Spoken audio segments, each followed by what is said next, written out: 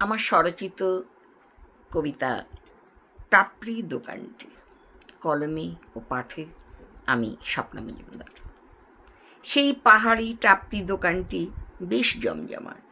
এমন ঠান্ডায় বর্ষার ঝর্ণা দেখতে দেখতে আগুনে পোড়ানো ভুট্টা, নুন, লেবু, লঙ্কার ছোঁয়ায় হয়ে ওঠে অদ্ভুত টেস্টি।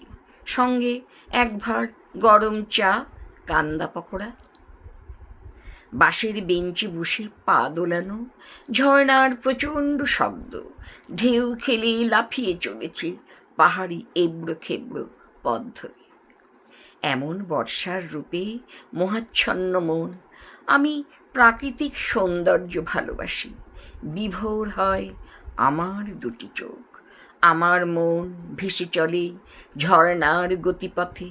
সমতলে হয়তো মিশবে কোনো নদী কিংবা জলাধারে।